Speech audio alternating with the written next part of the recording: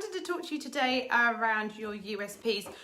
Some weeks you have conversations again and again, and it seems like one of those weeks for USPs.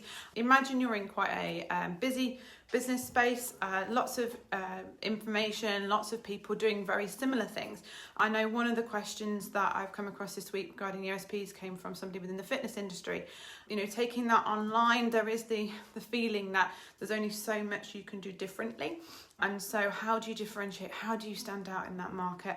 Very similarly in the beauty and other areas, you know, how are you stepping above the parapet and showing people actually my skill set is different than what other people's are. I bring different things to this relationship. So the best thing to do to start off with is to look at yourself. So first things first, look at yourself, look at what skills you've got, look at your experience which has got you to where you are. What's unique about that route? Now, a lot of the time when I'm working with people with their USPs, it comes down to that individual person. So, you know, what has got you to where you are now? What experiences you have? You know, someone's life experiences are very, very difficult to replicate. And people can go away and they can try, but at the same time, you're progressing with your life. You're having further experience, which is to add to that relationship. And that's the thing is you're constantly evolving, you're constantly progressing. So if during this process you think, you know what, there isn't that anything which really sticks out around me, around what I'm doing in comparison to my peers, then you know that now, and now's the time to do something about it. Equally, alluding to that second point is to look around you. Look around at what other people have got. You know, how do you differ? Where are their strong points? Where are people who are doing really well in your industry? Where have they come from? What are their USPs?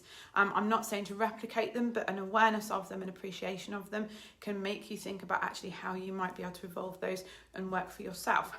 The third thing is look at your processes, look at what you do, look at how you teach people. How is that different? So if you are a service-based industry, if you're in the service-based industry, if you are a service-based business, think about actually what am I offering? How do I help people? And think about actually, is there anything unique around that? Or is there anything within that process that I can own? So I think sometimes you overlook it because you're in it all the time. You overlook what you consider to be normal. For an outsider, it's not normal. And so think about actually what activities, what processes can I own? What can I take ownership of? What can I name for myself? What can I make unique?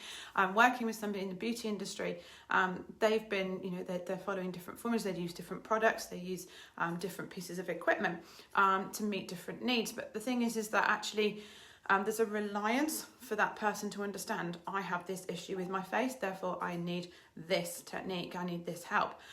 If that person just looks in the mirror and thinks, oh crikey, this looks a bit dodgy, I'd like to get that sorted.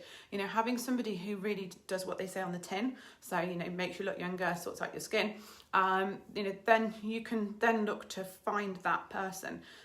if you're then packaging an outcome, so if your package is rather than be the so-and-so process, it's, you know, the make your face look younger process, you know, you can then own that. You can then add different skills in from different elements, and that's what I've been working with somebody within the beauty industry on, is actually, you know, taking the different elements of the different techniques, the different products, the different pieces of equipment they use, and create their own system with it so that it's unique to them.